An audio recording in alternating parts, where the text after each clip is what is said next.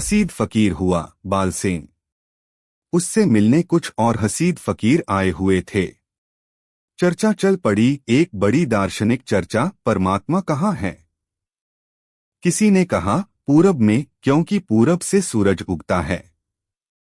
और किसी ने कहा कि जेरूसलम में, क्योंकि यहूदी ही परमात्मा के चुने हुए लोग हैं और परमात्मा ने ही मूसा के द्वारा यहूदियों को जेरूसलम तक पहुंचाया। जरूर परमात्मा जेरूसलम में होगा, जेरूसलम के मंदिर में होगा। और किसी ने कुछ जो जरा और ऊंची दार्शनिक उड़ान भर सकते थे, उन्होंने कहा परमात्मा सर्वव्यापी है, सब जगह है। ये क्या बातें कर रहे हो, जेरूसलम की पूरब। परमात्मा सर्वव्यापी है, सब जगह है। बालसेन चुपचाप सुनता रहा। बालसेन अद्भुत फकीर था, ऐसे ही जैसे पलटू, जैसे कबीर। सबने फिर बालसेन से कहा, आप चुप हैं, आप कुछ नहीं बोलते, परमात्मा कहाँ है। बालसेन ने कहा, अगर सच पूछते हो तो परमात्मा वहां होता है जहां आदमी उसे घुसने देता है।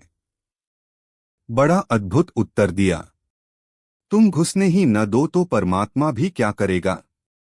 तुम अपने हृदय में आने दो तो। मगर कौन उसके लिए क्षार खोलेगा। भक्ति जहां है वहां भगवान है। लोग पूछते हैं भगवान कहाँ है।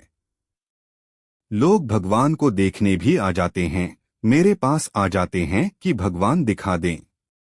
जैसे अंधा प्रकाश देखना चाहे, जैसे बहरा संगीत सुनना चाहे, जैसे गूंगा गीत गाना चाहे, बिना इसकी फिक्र किए कि मैं अंधा हूं, कि बहरा हूं, कि गूंगा हूं। लंगड़ा ओलंपिक में भाग लेने जाना चाहता है, बिना इसकी फिक्र किए कि मैं लंगड़ा हूं। उठ सकता नहीं, चल सकता नहीं, ओलंपिक में भाग लेना है। पूछते हैं लोग ईश्वर कहाँ है। मैं उनसे कहता हूं यह सवाल ही मत उठाओ, पहले यह बताओ भक्ति है। वे कहते हैं भक्ति कैसे हो। पहले भगवान का पता होना चाहिए तो हम भक्ति करेंगे। इस भेद को ख्याल में रखना।